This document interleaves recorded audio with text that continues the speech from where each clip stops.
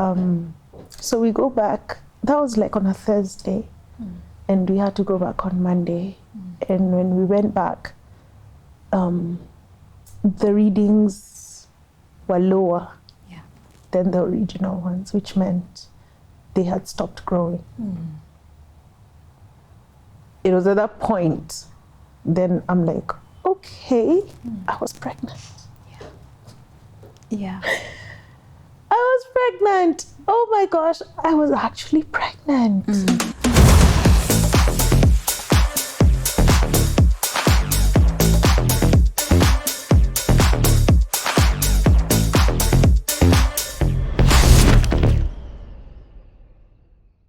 Hey everybody, welcome to Being Kambua. I am so glad that you are tuned in today. I trust that you're keeping well. And I have to say, thank you so much for joining us every week, listening into these conversations, sharing what is resonating with you, sharing some of your stories. I actually go through the comments, especially on YouTube, and there's so many of your stories that have jumped out at me. And I'm like, maybe I'd love to sit down with this person and hear more about what their story is. So if you have a story and you feel that this is time for you to share it, go ahead and let me know. You can drop us an email at beingkambua@gmail.com or slide into the DM on Instagram, Being Kambua, or wherever it is that you can find me. Go ahead and do that. Love to hear from you. But in the meantime, I'm still bringing you people who I have met along the way, along the journey, and just gotten so much strength from who they are. And today I get to bring one of my heart friends. I bring her here. We've had so many conversations, but now we're having them on camera. Yo. Hey, Sheila. Hi. I mean, look at this beauty. Oh, your hair, I cannot keep up. The Lord. Your hair, your frames, everything. Fire. Babe, do we have another alternative? We do not. We must live. Oh, you look amazing. Thank you, darling. Thank you. So, Sheila Oaki, Watele. Sheila li Watele. Ni mimi wake. Last I checked. Last you checked. You still belong to Tele. Confirmed. Oh, that is so awesome. Sheila, you and I met a couple of years ago. Yes, and, you know, I was telling somebody, I'm trying to remember which of our guests I was talking to, but I was saying that some of the blessings that have come with this journey of waiting and infertility and all of these things are the people that I have met who maybe our paths would not have crossed. True. Before I even go there, I feel like I've jumped. Now this is the problem of hosting friends. Sheila is an ordained pastor. She is also my friend. She is a wife. She's an amazing human being. And I'm glad we get to glean from your wisdom, Sheila. we are gleaning. I will walk differently today. Yeah. And you also do you still do events? Yes. Well, sort of. They're coming back to me. Okay. Yeah. I'm finding myself in just being put in spaces, do this, plan this, run this. Yeah. So I guess once one, always one. Yeah. You can't quite get away from it. Yeah. So, okay, back to what I was saying, that I've met some of the most amazing people have been on this journey, and you are one of those people that God brought into my life, you know, and having just being in a community of people who get you. Yes. But then the added bonus is we actually became friends. Yo, sisters. So because I know you, but I want to now bring the people in to get to know Sheila a little bit more, and especially with a spotlight on this journey of motherhood. Let me start off from, when did you get married? 20th May 2011. And I wore a red gown. Did you? Full red. A red gown. Full red. We need pictures. Will you share one picture with us? Yes, please. We have to.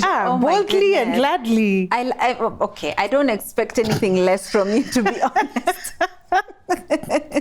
This life, we must live it. I'm just imagining your melanin and red.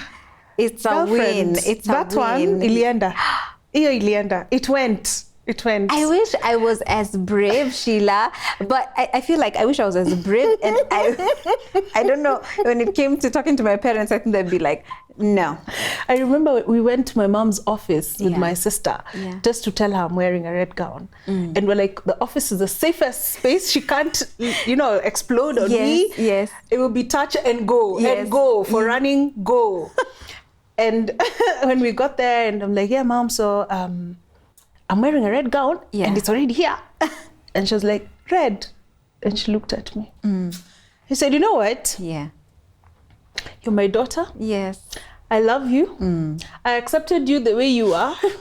Whatever color you choose to wear, that is beautiful. Not even an issue. The fact that you're getting married is what counts. Yeah. So I love it. Rock on. Yeah. I know you've messed it up for me now. I know I'll never have a white wedding in my house because your sisters will follow suit and wear whatever color that rocks. But you know what? Yeah. You're getting married. That's what matters. That's the most important thing, right? And then we ran out of the office like before she changes her mind. Okay. And then downstairs she calls, panicked. Did you what say will I wear? Me, what will I wear? Okay. So what did she wear? She wore red and black as well. Oh, beautiful. Yeah, okay. Why red? Why not? Good. I like that. It ends there. I like that. Why red not? Looks beautiful on photos. It's not my favorite color. Okay. It just looks beautiful on photos. It does. Yeah. So why not? Okay. Moving on. I mean, honestly, I feel like I feel like you've always been so true to who you are, Sheila. Oh. Never conforming, just like, this is me. Pick me up where you found me. Accept me as I am. Yes, ma'am. Okay, so 2011, you got married in your gorgeous red gown. What, did your husband know you were going to wear it? Oh, yeah. Okay. I had that conversation with him. I mean, that you I had to have that conversation with him. Yeah. So he knows how to manage his people. Yes. And yeah. Okay. To manage his people. Na sasa, amevaa nguo ya rangi gani? Niliwaambia hapa kuna uchawi. Dear Kenyans. I'm just thinking of that conversation, but then also just what that conversation becomes later on in the journey when we start now thinking of more serious things like starting a family and how you have to manage family and community and all of that. Were you those people who, you always knew, when I get married, we'll have 3 children, or when I get married, we'll see when we get there? What was it like for you and Tele? So our prior conversations, the beauty about our lives, our marriage, our friendship, let me call it that, is we talked about everything prior. Like, I don't think there was a space we didn't enter in and have like, okay, so this and this, I would like this and this, what would you like? And what if it doesn't happen? So we had all areas out on the table. So even as we got in, it wasn't a heavy expectation per se. I didn't feel that if I didn't give children, I'll be less a woman, because you're not with me because of children. You're with me because that was love each other. That was settled. You're with me because companionship, friendship, let's do life together, not you coming to visit. But the expectation was we will have children, right? Nice, yummy children. Yes. Mini-me's running around. Of course. That was a general expectation we had. And the fact that we both love being in kids' spaces. So it was like, I can't wait. You really are so good with children. Oh, thank you. I remember Nathan running He loves you. My son loves you. So Sheila, do you feel like when you think about getting married, you got married in the church, you're a believer, you're a Christian. When you did I'm assuming you did a premarital counseling class. Yes, ma'am. Is this a conversation that was covered in your class where you're prepared for, having children, or even the possibility of having no children? Is that a conversation that happened before you got married? I don't remember it happening. You don't remember? I don't remember it happening. It didn't happen. And if it did, it was not geared towards what if they don't come. It was geared towards, okay, they'll come immediately, or you two will change, the space will change for you. She'll probably take care of the kids, and now you feel I'm left out. She doesn't take care of me anymore. It was geared that direction. So, well, you enter in with that expectation that, okay, I'm supposed to spend some more time with him. Because if the kids come, then, So it wasn't so much, the what if wasn't big. It wasn't loud. Okay. I mean, and I'm asking that because I feel like our, you know, we did a premarital class, and I would give the same response that you've given. And so now looking back, I feel like this is something that really needs to be talked about in our premarital counseling classes, that it's not automatic that everybody who gets married will have an easy time, that they will just be like popping when you want them to come. What if it's delayed? What if it doesn't happen in the time or in the way that you wanted? Then what do you as a couple do, right? Or what if you change your mind? What if and you decide I don't want kids anymore? Then what does that mean for you guys? Okay, so you've gotten married, you have all these amazing plans. So were you expecting it to happen from like the get, or was it sort of let's settle into our marriage and then start actively trying, or what was it like? In all honesty, there was no timeline. It was if they come, well and good. If they don't, well and good. I think probably because our friendship was fun. You go to the movies at 11, you hung out, like our space was not limited to a timeline per se. But if they come, cool, we'll handle it. If they come later, even better, then we get more time to hang out, just the two of us. So we did a lot of us. And well, if you come, well and good. If you don't come, so there was just like, should I say, an open expectation? I like that you keep referring to your husband as your friend. We were friends. Our friendship allowed us to, you know.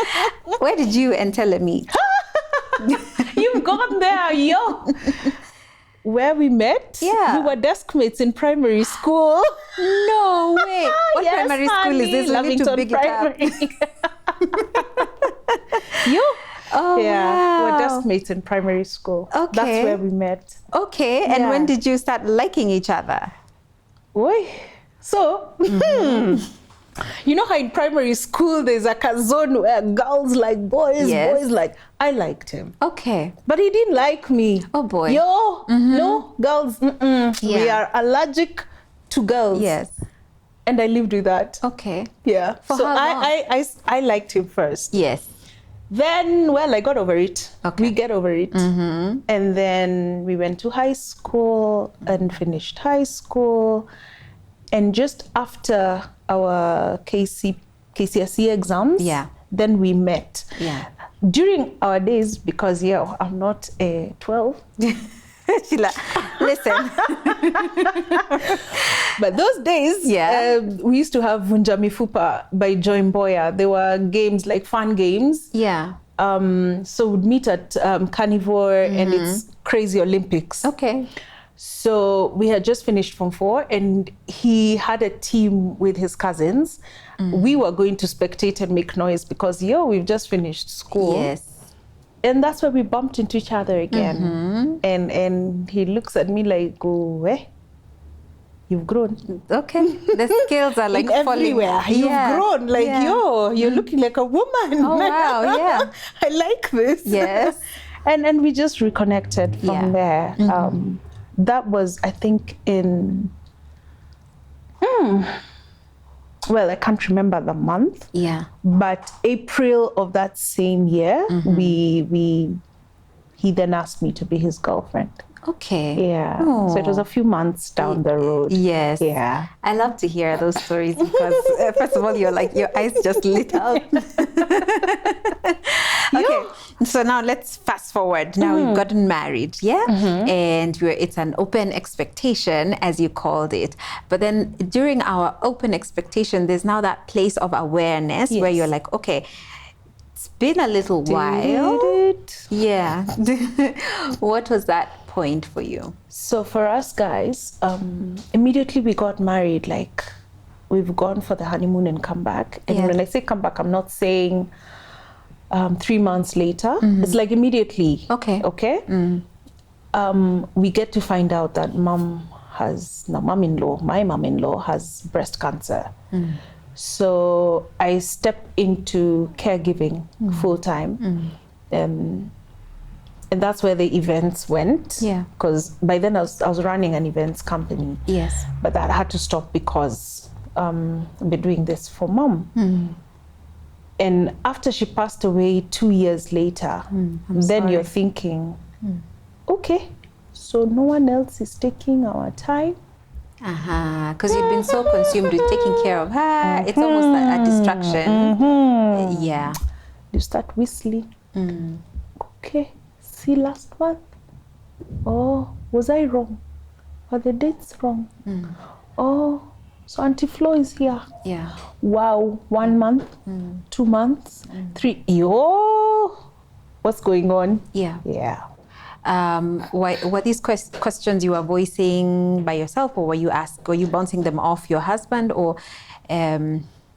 Well, it starts with self. Yeah. Yeah, it will always start with self. By the time you're bouncing off, you've already had a proper kamkunji within yourself. You've beaten yourself up, you've bashed. So even just having that conversation with him is for affirmation. Okay. It's just for, am I okay? Are we okay? What's going on here? Right. Yeah. So you have all these questions, you're starting to get a little curious about what's happening. So what was the next step that you took? Then again, I think just that friendly space that we had, there was no urgency. Yeah. It was, let's just keep trying. Okay. It's okay.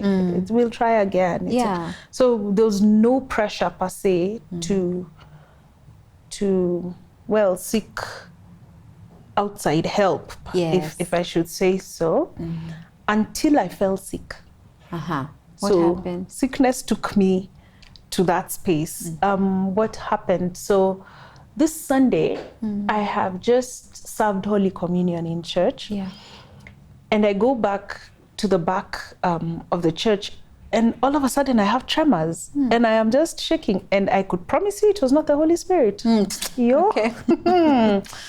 And I'm telling them, my colleagues, I'm not feeling myself. I'm not in pain, but I'm just not feeling myself. And it's concerning me because I'm feeling very weird. So the space was, please go home. So-and-so, drop her home. Yeah. So on the way home, we used to live quite near church. And on the way home, of course, I've called Tele and I've told him I'm not feeling myself, not unwell, but I'm not myself, and I'm having tremors. And he says, don't go home and sleep. Just turn the car around and go to Warwick, Nairobi Hospital. Yes. Tell them to call me when you get there. So I'll have a conversation with the doctor. And then... Just for the record, her husband is a doctor. I'm sure people are like, what are these instructions he's saying out? Okay. He's a medic, a pediatrician. Please take your babies to him. Yes. Yeah, so he says, just stand back, go to Warwick, Nairobi Hospital, call the doctor, tell the doctor on call to call me, and let's have the conversation as per what they're doing and what they're checking you on. So I get there and they do some tests, and everything is clean, but the doctor is seeing, you're like, girl, you're shaking like a leaf. So what's happening? And her last resort, she called me to the office and she tells me, so we've done all the tests we needed to do, but one. Okay.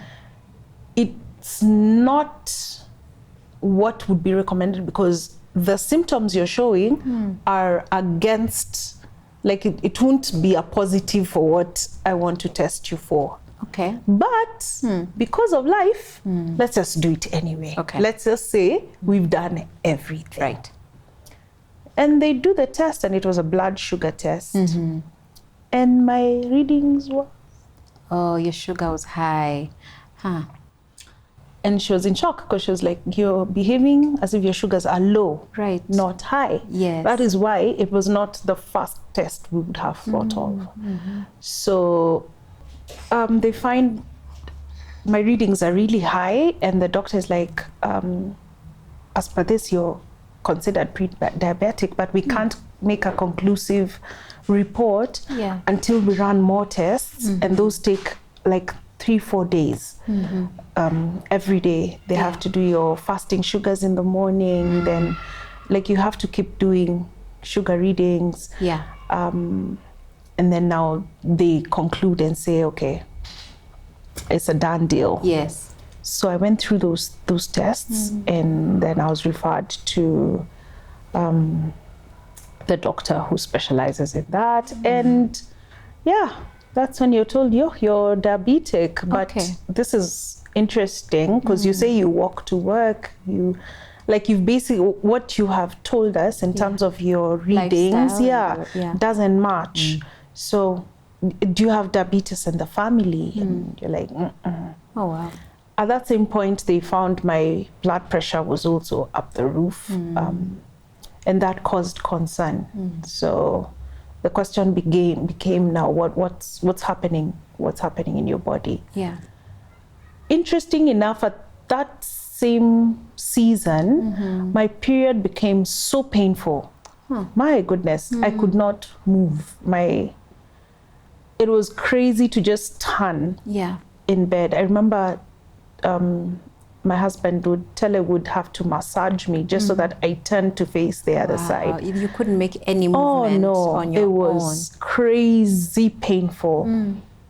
And we decided, no, let's go see an obs gyne. Yes. Because, And we went, and that's where he found the reason why I was diabetic, the reason why I'm hypertensive, and all that. Yeah. So they found PCOS, of course, after another series of tests. And then... Can you tell what PCOS is? What PCOS is? So PCOS is polycystic ovarian syndrome. And it's a syndrome, it's not a disease. Okay. When I say it's a syndrome and not a disease, I mean it is a collection of many symptoms that contribute towards it's all channeled towards one end. So it's not really I have malaria, so let's treat it. Okay? Yeah. It's a collection of very many things here and there. Some you will have, some you might not have. Right. It's not guaranteed that you'll have all of them to be considered polycystic ovarian carrier. Yeah. So they found that. My symptoms were, of course, the painful period. That showed another issue. Okay. Because they found I had adenomyosis as well. What is that? Adenomyosis is when scarred tissue in your uterus grows out and causes scarring.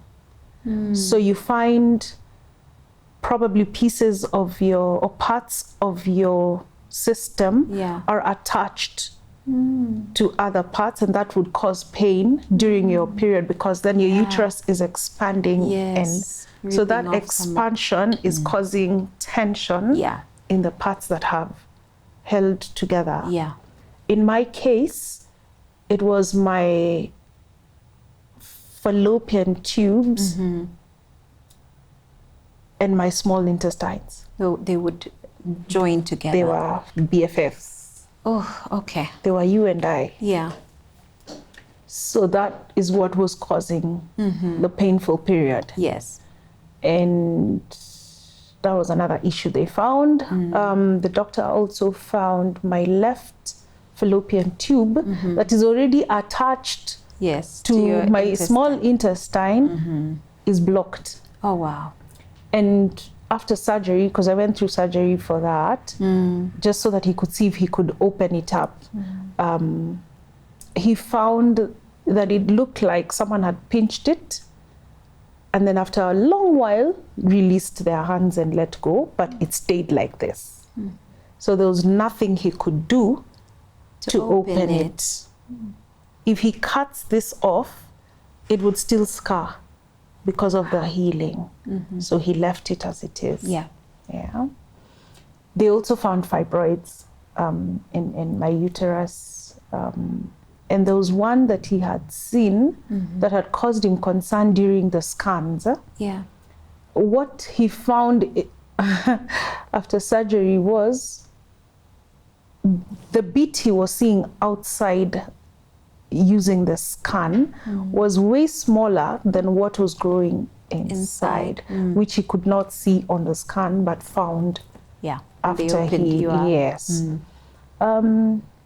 so there was a whole lot of stuff happening inside of me. A whole lot of stuff, Sheila. And I was not symptomatic prior. So you're not symptomatic, but there's everything going on in your body. Yes. How do you receive and process this report from the doctor? I think it's my madness. It came in and played a very good part in that, because I don't know, is it being a firstborn, being just in your space where you need to get up and move? Yeah, so you don't have time to feel and be sorry for yourself. Okay. Because you're always taking care of things. Yeah. So this has to be taken care of as well. Yeah. So my next thought is, what do we need to do? Okay, and that was the surgery. Thank you. Yeah. So it wasn't so much, is that me? We are done. No, it was a lot of, okay, we hear you. Yes. Thank you for the information. What do we need to do beyond this? So that's where we started the fertility treatment and all those. Yeah. Aside from obviously your husband, the doctor, did you let in anybody else into what you guys were dealing with at this point? Good question. No one's ever asked me that. Did we let anybody else? My mom got to know, because I mean, you're going through surgery, you have to tell family this is happening. Probably not the details, but family knew. And when I say family, I mean nuclear. Yeah. They knew this is what is going on. Yeah. Then a few of my friends knew. Yeah. And then by the time I had gotten there, my colleagues had an idea. Okay. Because there was a time while I was going through all this testing, I had to do an HSG. Well, Mukamba ni mimi. Yes, I'm married to you people, and you took me, all of me plus my tongue. We have a challenge with the H and the yes. Yeah, so I had to go through HSG. Tell me about the HSG, because I gave my account of what the HSG felt like. Tell us, Yeah. A HSG is a process where the radiographer pours dye into your fallopian tubes through your cervix to see how the flow of that dye is, so that they can determine whether your tubes are okay or not. Yeah. Let me tell you, that is the most invasive process ever. Yeah. The most painful. Yeah. I thank God for my doctor, because he had given me a heads up and gave me a very strong painkiller prior. Yeah. And he told me, take this 30 minutes before. But what he didn't do was give me painkillers for after. Yeah. My dear, that process is so mentally disturbing. Yeah. Reason being, yes, you're used to seeing your obs-gyne, but it's in the confinement of privacy. Yes. And this is someone you have worked with for a certain number of days. Your radiographer is you call everyone's champion. Mumepanga line, you're lining up over there outside waiting for the next. It's not as personal. Thanks. Yeah. And you start thinking, is that space clean enough for me? Will I live here with issues? Is that woman before me clean? Have they cleaned that table? And then you get in and it's a metal bed. Yes. Cold. Yeah. The room is cold. The radiographer doesn't care about your emotions. Then they just need to do the work because there's a line outside there. Cold. Yeah. The process itself is painful. Cold. Immediately you're done, you're given a pad. Vai. And you're like, wow, that was so cold.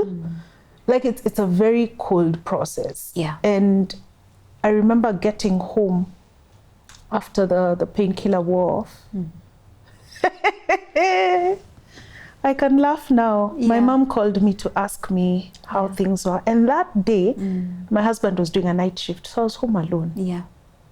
See, we were fine. We didn't go through so much pain during the day, so you're okay. Yeah.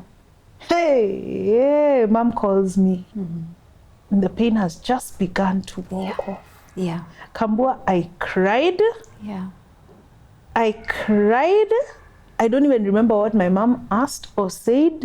All I know is her voice was on the other end of the line. I cried until I fell asleep. Oh, Sheila. I fell asleep. Yeah. Because I was tired. Yeah. I cried till I fell asleep. The last time I saw that was in a baby. Yeah.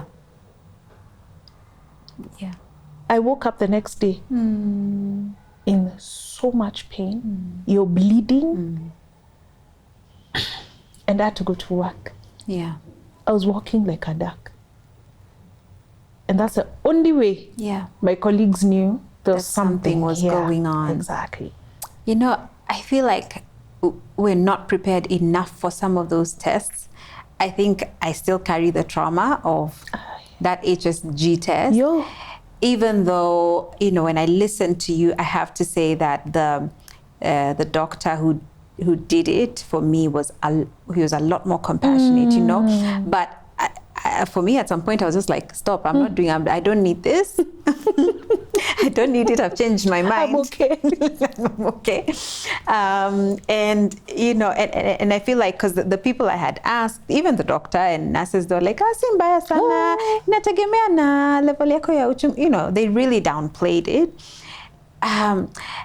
I wish, you know, and we're not here to traumatize anybody, but I think it's important for you to be prepared psychologically that it's not a walk in the park. It's not. It's not. I had, at the time, I had nobody to cry to on the phone because I hadn't even shared with my mom that I was doing that test and whatever. But I just went and bought my comfort food, nikakaa kwa couch, nikalia, nikakula, nikalala. Like, it's so, it's a lot. It's cold. Yes. And you feel alone and you're like, why do I have to go through this? Mentally, it's a mess. Yeah. It's a huge mess mentally. Yeah. And you sit back and you wonder, how comes I never knew about this test before? Right. Do people go through this? Am I the first? Yeah. But wait, there was a long line there, so I wasn't the only one. Yes. And the day before, there was probably another long line, so why isn't anyone talking about this? Yeah. How comes we don't know this test exists? Exactly. And it's just cold. And the sad bit is that there are many women who are going through that alone. At least I had my husband. Yeah. And yes, he doesn't understand the pain I was feeling. He doesn't, and he wasn't even there for the after. You had him, but he was at work. He was at work. Yes. Yes. There's someone who's going through this alone. All alone, yeah. All alone. Yeah. And it's breaking. It's heartbreaking. Yeah. I think the journey of fertility can be so lonely. Yes, ma'am. So yes, when you say there's a woman who is alone, she doesn't have that partner or husband or whatever, she doesn't have that support or that community, it gets 10 times It's horrible. Harder, yeah. It's horrible. Okay, so we've done the HSG test. Then what happens from there? So then that's where they find your tube is not okay. Yeah. But let's go in and see how badly off it is. So March 17th, 2017. Oh, wow, you're good I at had dates. surgery. Hey, those are things you don't. Sheila, I don't know. For me, it's a blur. Things just blur. Everything is a blur. Defense mechanism blank. I think it's my way of coping. But yeah. Yeah. So I had surgery then. Yeah. 9 weeks to heal. Thank God it was laparoscopic. Laparoscopic is when they use. It's not open cut. Okay. It's not like when you're going for CS. Yeah. They'll use your belly button and 2 small holes or 3 small holes. Yeah. Instruments will be pushed in, and the belly button carries your camera. So then they can see what's going on inside of you. So it's not so invasive, but the healing process is equally as painful. Yeah. Yeah. And they do that, and So 9 weeks later, you're healed, pretty much, like recovered rather. Were you now back to hopeful? We've sort of fixed what the issue was.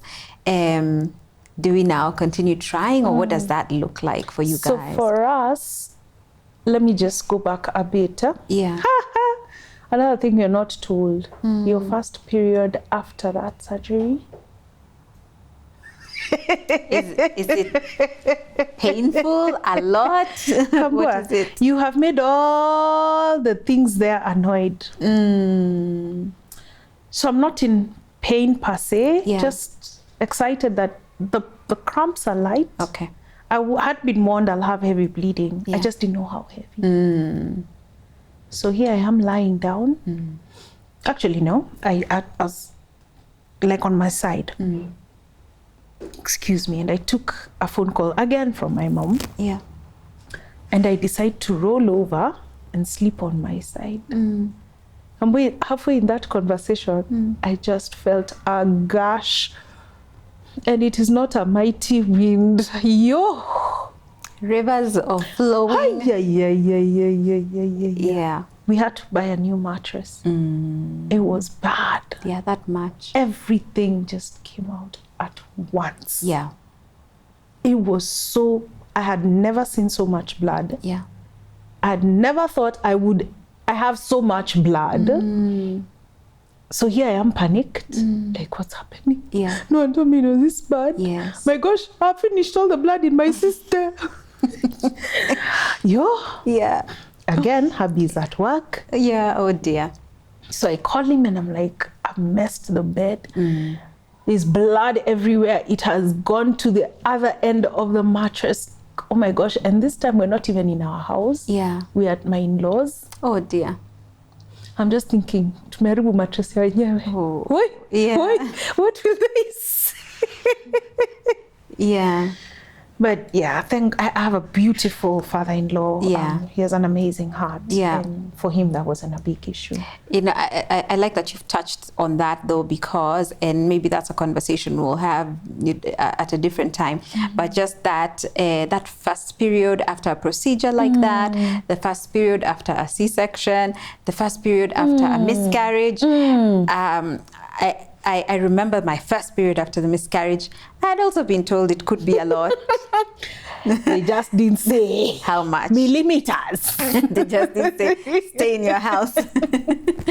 I'm grateful that I was in my house, because when I try to imagine if I had been elsewhere at an event, in a restaurant, I don't know what would have happened. But I remember that moment, just being in my bathroom and I was like, I also thought, I was like, I'm dying. You're done. I'm done. All the blood in my I've body. not even written a will.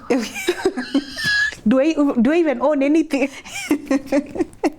So, okay. So let's now talk, you know, recovery and all that, and now where you are mentally as far as trying for kids. Yeah. So trying then looks like a lot of injections, a lot of pills, a lot of timed sex, a lot of yuckiness. Yeah. A lot of feeling like you're a subject because you have to keep coming for reviews, and it's you being reviewed and being discussed in spaces that you're not even seated in. Wow. So that they plan your next strategy. Like I felt like a textbook, and they're students and they're about to pass their exams because of me. Yeah. But it took a lot of, well, just the full treatment. Yeah.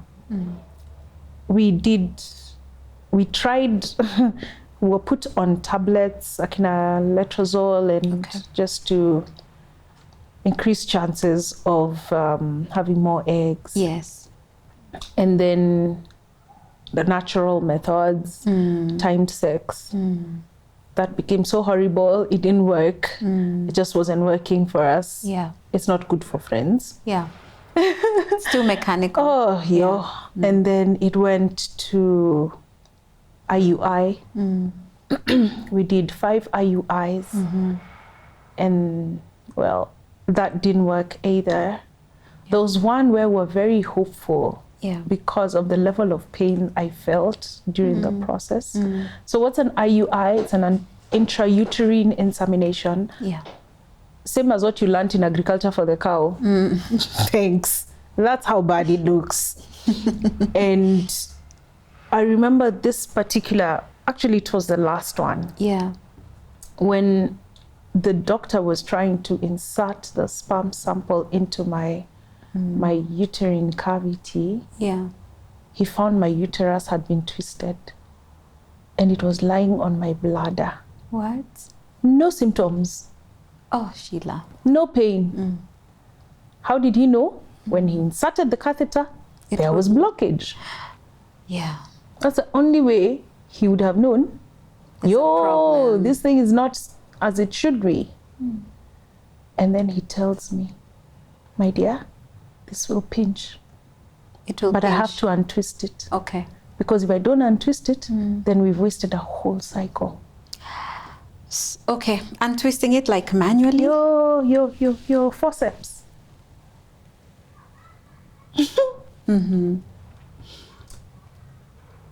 Kambua, I have never felt pain. Because of where it was lying, he could not avoid touching my bladder as well. I remember I called on Jesus, the Holy Spirit, and every angel I could remember by name. Not for jokes, for yelling. I remember I'd come with a friend of mine. She had offered to take us, and she was seated outside, and all she could hear was just me screaming. And she's like, I've never heard you scream before. I didn't know what to do. I want to run in. It was painful. Yeah. So I remember my prayer on that bed, because after they insert the sperm sample, then you're told to rest for about 30 minutes, facing up, and then you can leave. I remember just telling Jesus, you know what, this better be it. I can't have gone through all this pain for me to get a negative test result. So you know what? This better be your joyous story, because I'm done. Yeah. I'm done. I'm at my end. What this is like year what of your marriage? That's year 8. Year 8. It's been 8 years by the time you're doing the 8, IUI. 7, 8 years. 8 years, somewhere there. 6, 7, 8 years. I'm not too sure. So we are sure of your friend and husband, Tele, but what was it like with the larger family, with your larger community? You are serving in church. Were there questions or?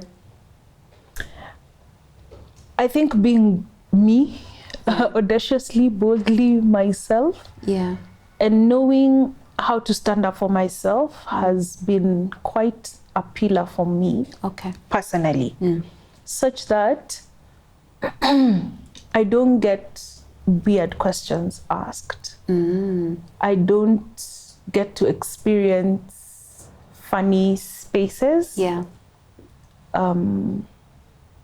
Because if you ask a silly question, I'll give you a silly answer, and we will move on and laugh and go eat food. Yeah. Like, that's just how I roll. Yeah. We still have a few shameless people here and there who rub your belly when you're bloated because you're on meds and you look 3 months pregnant. Yeah. Like, oh my gosh, what's there? Gas. Thank you. I remember there was one, and this was in church. This lady comes and she's like, oh my gosh, what's in there? What's in there? Wow. And I ask her, what are you looking for exactly? Because there's intestines, there's a liver, there's like what exactly are you looking for? And that shut her up. So I think my response to my space has kept people wisely away. It has protected you in a sense, right? Yes. So you know, Sheila, there's a woman listening to you who doesn't have the boldness that Sheila has. How would you tell her to stand up for herself? How can she just work her way through that, where she doesn't know how to draw boundaries as clearly as you have been able to? How can she do that? Start with yourself. Speak to yourself. Yeah. Look in the mirror and speak to yourself, because once you believe you, then no one will come and tell you something different. Yeah. So when I'm in a space like that, I know, or I can easily read that this woman is having a conflict of self. Yeah. She isn't strong enough to even handle herself. Because the moment you do that, then Kambua, it's very easy to say no. This is not working for me. I mean, you're my person, you're my heart. Yes. But I've told you no. Not because I hate you, but this is just not working for me. Yeah. And I need me to be the best me. So I can't entertain anything that will take me down a nasty road. Right. And knowing that my body, I mean, with the previous experiences, because the high blood pressure, I didn't have symptoms. Yeah. To date, I would not know if my pressure is high. I don't get headaches. I don't get... Oh, wow. Unless I take readings, I wouldn't know. So with that knowledge of myself, then I don't even know if I'm stressed until it gets really bad. Right. I can't allow that. Yeah, you can't allow external stress. Oh, yes. Yeah. We can't allow that. So I have to take care of me. Absolutely. And sometimes that means saying no. Sometimes that means looking the mean one, because culturally we are expected to be very polite. We are women. Sometimes it looks like, yo, she's nasty. But at the end of the day, you will like the person you'll meet later. Yeah. Because she took care of herself. Yeah. So, dear lady, take care of you. Listen to you. Speak to you before you even speak to someone else. And have boundaries. Have boundaries. So important. And can we please stop rubbing people's bellies? Okay? Because, you know, listening to you, Sheila, that you were going through treatment, you're bloated, and someone is rubbing your tummy. Even pregnant women, can we stop doing that? Unless it's someone you have a relationship with. Even then. I mean. Or how, it depends on how close they are to you, but that they have allowed you to. You know, I think of, even in my space, people who are so near and dear would be like, is it okay if I? And I'd be like, yeah, sure. But don't just randomly go rubbing people's bellies. What's going on? What's in there? A whole lot. A lot. A whole lot. Yeah. Okay. So we're like, okay, Sheila is like, God, this has to be it, because I am at my end. It has been the most painful, most excruciating. So there has to be a miracle at the end of this. And we also don't have money. Also, because it's expensive, it was right? 60K per session. So fertility treatment is so expensive. Crazy expensive. Yeah, the medication, the procedures, even your time. Your time, It's a whole affair. Yeah. And for us, it was this just has to be it. And guess what? That is the month my periods were late. by 2 weeks. Goodness, so you're like, for sure. We went to hospital and the nurses were excited. Oh my gosh, nothing has come, nothing has come. Yeah. Okay, go for your blood test. Oh, the nurses were also invested. Oh, so heavily. Yeah. In fact, when the result came, I looked at the nurse and I just knew. I just knew. She had tears in her eyes. I just knew this wasn't it. And she didn't even know how to face me. So what they did, they left the results on the doctor's table and they left. Yeah. They walked out of the clinic. They just left. Yeah. And I remember just telling my husband here, it was not worth the pain. Yeah. But well, here we are. Wow. So so I can almost tangibly feel just that disappointment when you've put everything you know to do. You've really done your part, and the outcome is still the same. It is at that point that a lot of people call it quits, and I don't think it's a matter of, oh, you're so much stronger than, because we are all so different. Yeah. There's that woman who stopped at an HSG test and said, I am done. I'm done. It's one who has stopped at an IUI and said, I am done. There's one even who stopped at that first report that said, all this has happened. Si lazima, I'm done. It doesn't mean that you're not as strong as another woman who went a different step. But you, Sheila, I know you went a step further. But how did you get from this place of disappointment to getting up and saying, okay, let's do this. Let's do this. What other option do we have? So I think the doctor we had, we can blame that on him, because he was very optimistic. I remember him telling us, I've done everything I can. This amazing Indian. I've done everything I can. Even God knows. No. And because I can't walk with you in the next step, I don't do what I would have wanted to do for you. I will just give you a report and give you other people that you can go and see. And you're thinking, wow, if he has so much faith in this process, then let's carry along and see what he sees. Yeah. Let me ride on his faith. Right. I'm not a lost cause to him. So yeah, let's just see where this goes. Okay. So we took a break of sorts. Yeah.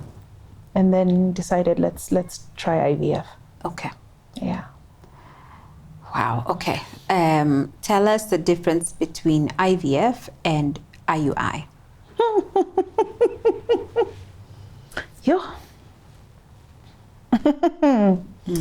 IUI is way simpler in comparison to IVF in every aspect. For the IUI, first let's start with the collection of the sperm sample. They're cleaned there and then. Yeah.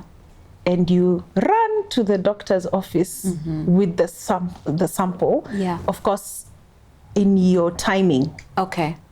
Right? Yeah. Which has been played around with, the medicines that you get to try and give you more chances of Miss Sperm meeting, Mr. Sperm meeting the egg. Yeah. IVF is like, let me see, 10 times more expensive. Yeah. It involves so much more science, so much more timing, so much, like there's so much invested in it. Yeah. Both medically and your mind. In fact, I remember our first session was not even, let's start the medicine. Our first session was a counseling session. And the doctor is like, are you sure you're ready? Because of the it's toll crazy. It takes on you. Oh, mama, it's crazy. And the fact that it's not guaranteed, because you will leave this less one thinking, if I'm investing more, then I will get more. Yeah. And that's not the case. Not always anyway. Yeah. not for us. So our first session was pretty much just counseling. Are you ready for it? And the doctor could judge, okay, here you guys are okay, or you guys are not, and we're given the go ahead to start. Yeah. It is a very interesting session and season. Hey. Do you have to jab yourself? Oh yeah. Yeah. Oh yeah, I used to jab myself and it's timed. You can't miss at an hour, you're being loose with it. Yes, it has to be to be precise, because you miss that, then you start thinking that's money gone down the drain, that's ovaries messed up, that's so yes, I used to jab myself. Mine used to be 9 p.m. in the night. And then there's another jab that you have to get during the day, closer to the transfer. IVF involves, so you're given meds to produce more eggs. A woman naturally produces just 1 egg per cycle. Right. But this time, they want as many as. So you can go as many as 20. Even more for some. And you literally feel your ovaries bulging. So it's even painful to walk. It's painful to move, but you have to go through the process.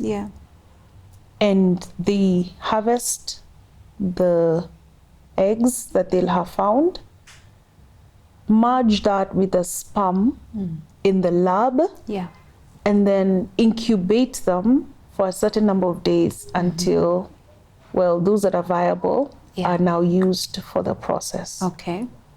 So there's a very high chance everything that you have collected and gone through that process for dies. Oh dear.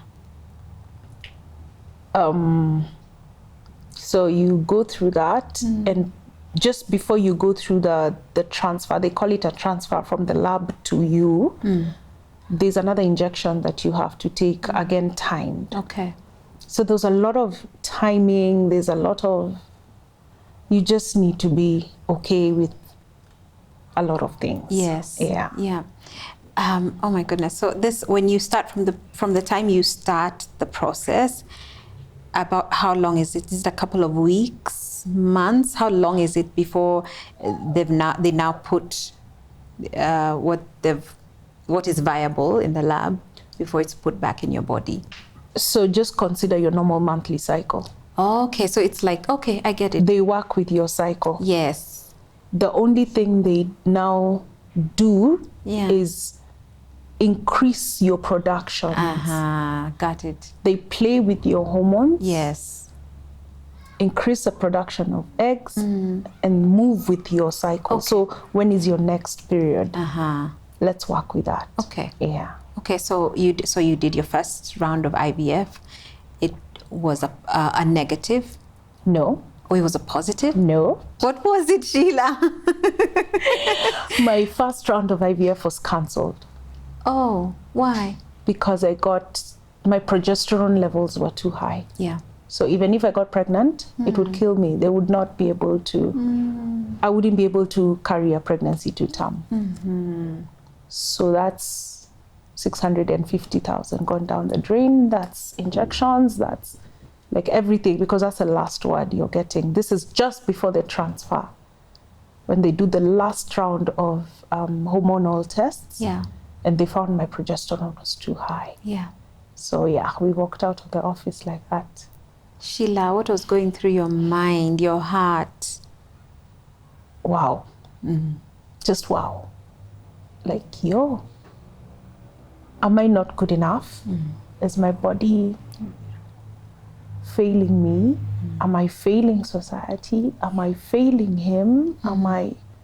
Why am I producing things I'm not supposed to be producing? What's wrong with me? The interesting thing is, I remember we got quite attached to the doctor's office. I remember she used to say,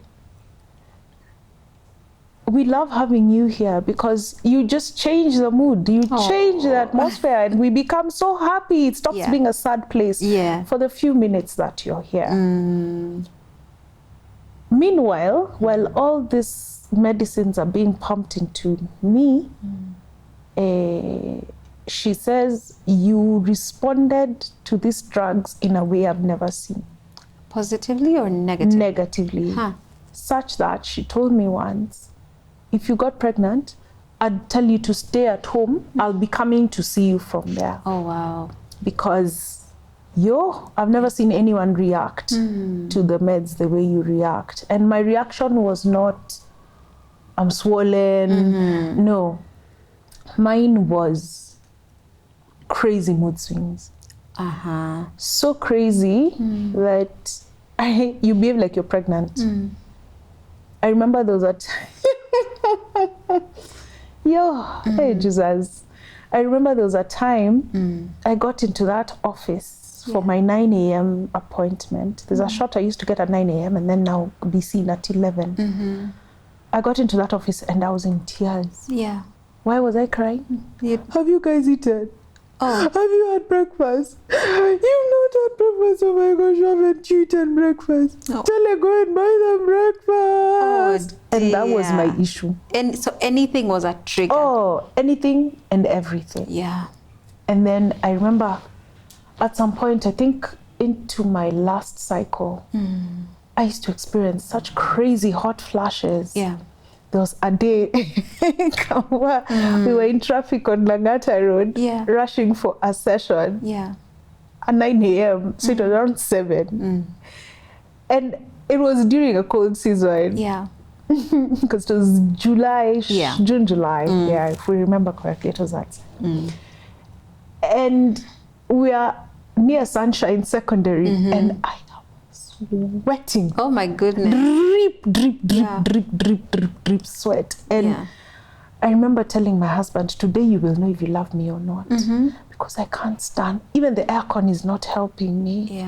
Put the windows down. Kambua, I removed my top. I remained with my bra. I didn't care who was seeing me on traffic. Exposure. I did not care. Pull me aside. Yes, officer. Do whatever you need to do. But leave me. I am dripping wet. That's I am hot. We got to the clinic and we are telling the doctor, that's the point. She was like, this is it's a lot. Yours is crazy high. But anyway, my first cycle ended up being cancelled. The second cycle, the second cycle, we conceived. The 2 that were put in did something. They behaved. But only for 2 weeks. Before we go to it was only 2 weeks, tell me what that felt like for you, that for the first time in your entire life and in this whole entire journey, you got a positive pregnancy test. So, when we were being told the results, it didn't come with jubilation. It came with a lot of apprehension. So there was no time to, oh wow, me, finally. It was more like, Lord, please. Please. Let it work. Please. We need them to stick. Please. My readings, the positive result came positive, but it was a low positive. So even her telling, the doctor saying, I want us to take a few more days and see if this will grow. And if it grows, then we are good to go. But if it doesn't grow, then just prepare yourself. So it wasn't excitement for, my goodness, yay. It was Jesus. Guys, please stick. I remember going home and she put me on complete bed rest. And I'd spend all the time just talking to them. And I'm like, oh please, please, please, please, please. Don't leave me now. Yeah. Don't go anywhere. Yeah. I need you. Like, where are you going? Yeah. Why are you going? Don't. Like, I'd have conversations with them. I'd wake up early and pray for them and pray with them. And it was crazy. Mm-hmm. It was a bad time.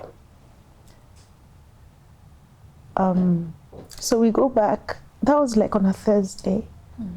And we had to go back on Monday. Mm-hmm. And when we went back, the readings were lower than the original ones, which meant they had stopped growing. Mm. It was at that point, then I'm like, okay, I was pregnant. Yeah. I was pregnant. Oh my gosh, I was actually pregnant. Mm-hmm. And sanity returned, joy returned. Yeah. That amidst that space of lack, there was gain. Mm. That maybe, just maybe, it was not meant to be the full 9 months, but that God allowed those few days, and they picked me. Yeah. Yeah. So for me, the joy was not at the onset of the results, but after the loss. Yeah. That's and for my husband, it was the opposite. Mm-hmm. For him, I remember he was so excited when we got the first results. He was so happy. And then afterwards, I'm the one now, when we're leaving the clinic, I'm the one now who's telling them, it's okay, babe, it's fine, we are fine, we'll be okay, don't worry. Yeah. But he was quite dejected when we're told they stopped growing. Mm. And that's the point we realized or learned that there's something called a chemical pregnancy. Because I'd never known that exists. Yeah. We knew miscarriages are when the baby is like a certain age that is, we didn't think that counts as something. Mm-hmm. However, over time we have felt weird about the term because medically it's like you weren't pregnant at all. Yes. That's what it is. Yeah. Yet something did happen. The results show, your blood shows. Yes. They were there. Yeah. They were there for 2 weeks. Mm-hmm. They were there. Mm. So for me, it was joy that, you know what, you chose me for 2 weeks. Wow. Thank you. Mm. Thank you. Yeah. But the doctor was keen and she was like, if you guys went through that and you got something, then yay, let's try again. Hope. Let's try again. Yes. And this time we tried, but for whatever reason, the third time, the transfer was so horrible. It was so painful. Yeah. I remember she had to take a break during when she was inserting the sperms, the embryos. Yeah. She had to take a break because I kept pleading for one. Yeah. And she was like, Sheila, you're that one client I've never had an issue with this process. Why are you having an issue now? So we want to believe my uterus was twisted again. Yeah. But then again, we didn't pursue it. They finally got them in. Yeah. But that one, ata kunusa. Didn't come close. They were like, no, we are done. Yeah. Cheers, mommy, we are done. However, that last round was horrible because we lost 4 other embryos on the same day. Yeah. Like everything died on the same day. Yeah. Everything. Yeah. And that puzzled them because they're like, yesterday they were fine. They were growing so well. Yeah. We knew we had like 2 other rounds to go. Yes. So I remember when we were going home, I told my husband, I think for me, that's just God telling me, we are done. It's enough. You needed to do this. We are done. Yeah. You're not going back. Yeah. And that's where we are to date. Yeah. We just decided, let's rest. Yeah. The drugs took a toll on my body, quite heavy. I stopped being me. There are things I haven't done. Like I did. So I'm a newbie biker. Yeah. I haven't ridden my bike. Oh yes, she's a biker. Then, yeah. I haven't ridden my bike since then because I developed issues that the doctor is like, Z, just take a chill pill until you're ready, your body's ready, then go back. I still haven't gone back. So there's a lot of disruption. I'm still understanding my body to date. There are things that I'll experience mood swings and you're like, yo, where did that come from? Yeah. So again, the toxicity of the drugs has to be dealt with. So I guess that's the space we're in. Yeah, it's a space of healing. Healing yourself, your inner self, your body. And choosing to just enjoy life as it is. Yeah. Let's just have fun. Yeah. Yeah, let's just laugh. Kambua has asked us to go for lunch. Let's go. Let's go and giggle. Let's You want to sit with Nathan? Let's go. Let's just be present in the spaces that God is allowing us to be present in now. Yeah. Because I don't know. Yeah. He could decide, well, it's time. Yeah. And then I get Nathan's relatives. And then what? I won't have time to do what I need to do today. Yes. So that's a space we chose to take. To be in. Sheila, as we sort of bring this conversation to a close for today. It's such a big conversation, so much to unpack. The one thing I can say about you that I have witnessed and experienced is the fact that you love people from such a genuine place. And you love loudly. You love genuinely and loudly and like with everything. And why this is so significant is because I know how this whole journey of infertility, just how much it can change you to a place where you don't even recognize who you are. So whereas I acknowledge there are things, elements that you're saying I want to get back myself, there are certain fundamental things about yourself that you haven't lost on this journey. And I really appreciate that about you. But also just wanting to know, how do you constantly find your joy, even in the place of, because, I believe that grief and joy can coexist. I believe that pain and joy can coexist. How have you been able to find your joy on this journey, even though 12 years now, it's 12 years. 12 years now, the picture doesn't look the way it looked when you started the journey. How are you able to find and maintain your joy and your peace? I wish I could give a direct answer for that, because even I ask myself, like, how does this happen? But then again, I like what you said, the fundamentals. So I have to go back to those every single moment. What are my basics? What's my why? Once I deal with that, then I'm able to just live. And then I think for me, I enjoy life. You can't be a lover of people, a lover of life, and not enjoy it. Those two, they have to work together. So I laugh loudly. I am present. I purposed to be present in every space that I'm in, even if it's for a second. That I will feel Kambua's silence.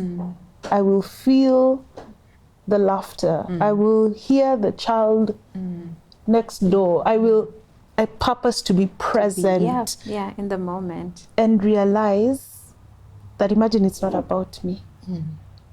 It's not about me. If it was, I wouldn't even be sitting here today, Kambua. It is about someone else. it's about another woman I might never meet. Yeah. But she will see this episode. Yes. It's about what am I going to tell Nathan the day he tells me, Auntie, this is my girlfriend. Yeah. I'm ready to get married. I can have this conversation with them. Yeah. That they'll probably not be comfortable having with mom because mom wants grandchildren. Yeah. So I think just the realization that everything I have gone through, number one, is for a reason and a good reason because I have a good God. Oh, yeah. Back to my basics. Yeah. That everything I am experiencing is not that I become bitter with life or bitter with people, but to pick lessons that I'll probably need somewhere else. Yeah. And if I don't go through that, then I'll be in trouble. Yeah. So for me, it's, God, what do I need to learn now? What do I need to do now? Yeah. I don't even know what my next minute will be like. I don't know who I'm going to talk to after this. Yeah. But for now, can I look into Kambua's eyes and feel her space? Yeah. When that happens, everything gets faded. Yeah. Everything about you fades away. It just minimizes so much of your issues because then you're present in other spaces that need you actively. Yeah. So I think for me, that's what keeps me going. Yeah. That if the dog barks, I'll be like, why is my dog barking? Or it's a monkey. Yeah. I don't have time to sit and pity me. Yeah. Because there's so much happening around me. Yes, yes. Even just sleeping. Yeah. That is a lot happening. So for us, it's just let's enjoy life. Let's do what we need to do now. I love that. When the time for children will come, and if they don't come, we have Nathan and hey, we have all of them so many around you. To spoil and all over. Yeah. That what we are is not luck. It's luck in our eyes. Yes. But that's not what God is saying. He's not saying you don't have. He's never told me that you don't have, so I think less of you. Yeah. If anything, he has told me you're a battle axe in my hands. Yeah. Battle axe is for leveling. Yes, yes. Pulling down strongholds. So I don't have time to sit and say, whoa, Sheila, whoa, you guys, sorry. I mean, you speak from such a place of strength that I'm sure even people listening to your story are not going to take it from a place of, woe is she, you know? But that they can get strength from what you're saying because, you know, unfortunately, what our society tells us is that we're lacking and you don't have the children, they haven't come, that you're lacking, you're less than, you don't have a space at the table. But you do have a space at the table, Sheila, an equal place at the table because you're not lacking anything. And is that the only table I can sit on? Also, there's many tables. There's another at Villa Rosa that's probably saying all the singers come here, you know? So I don't have to sit. I forgot to mention that she's, oh my goodness. You need to go to YouTube and listen to Sheila's music. She has amazing, amazing worship music. Me. I got you. That music, it's this girl sat me down in a restaurant and told me, get out. You're hiding. You're hiding. Too get long. out. Yeah. So thank you for being here. And I love to see that. I love to see, Sheila, that you're really living.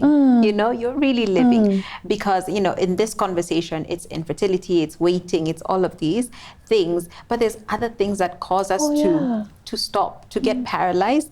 And I hope that people listening will hear, in whatever situation it is, whatever they've been struggling with that has paralyzed them or taken the joy out of life for them, that they can be like, look, I'm a lot more than what this situation is. So much, you know. We can still stop and smell the roses and we can laugh. Thank you. Buy the roses for yourself. Buy them yourself. I have so much love for you, Sheila. So much admiration. And thank you for saying yes. Anytime. To me. You know I don't know how to say no to you like that. But thank you. Thank you for being in my space, for allowing me into your space. And just you knowing that you can call on me whenever you need to. Yeah. I appreciate that. Yeah, because we have to, we can't go through life alone. We can't be a lone ranger. You need community. Yes, you do. You need community. Yes, and for any woman watching this today, hear us say, you need community. Don't walk alone. When I got to know Sheila, it was through a community. And it's those communities that have given me strength over the years. Because, you know, the truth is sometimes you think you have it really, really bad, and then you hear somebody else and you see how courageously they're going through life, and you're like, get up. I need to keep moving. I need to keep moving forward. And you find people who are able to speak to you from a place of really knowing what it feels like to wear the shoes that you're wearing. Now, I have so much for my friend Sheila. I am so hopeful. I am still so hopeful about the journey ahead. But I love that you have said, Sheila, and I will say it again, you are enough. Oh, you are. And a bag of fries too much, please. You are enough. I'd love to hear from you guys what you've taken away from this conversation, what it has done to your spirit. If you are at a place of feeling like I have tried everything, and I still want to keep talking, even talking to our government, the people in charge of policies and all these things. The cost of assisted reproduction is so expensive. I mean, Sheila, you talked about 650,000 for one IVF procedure that you didn't even get. It didn't even get to the... And that doesn't even take aftercare services. Exactly. You still need to eat. You still need to pay your bills. Yes. It's crazy. It's absolutely ridiculous. And when you think of how many people can even afford to raise that money, or then you raise it and you lose it, or you go bankrupt because you're trying to have children. Oh, how I look forward to a day when it will not be the cost that stops us from being able to access some of those things. So you've really raised a lot of important things and conversations that we can keep going in the hospital, in the boardrooms, in the, in the doctor's offices, and in the... I could go on and on and on, but we have to stop, and I will definitely catch you all next time. Have a wonderful, wonderful time. Spread the love, share these videos, like, subscribe, comment, and all of that good stuff. Nawapenda sana. Their tone gets lower and they pull you to the side because they don't want people to hear what they're saying to you. And she pulled me aside. It was early in the morning because we hadn't yet done our show. And she said, "Wacha nikuulize, kwa nini umekataa kupata watoto?" She asked me this question. I had actually just had my miscarriage. And I remember looking at her, feeling triggered, feeling upset, but wondering what the appropriate thing to say to her was.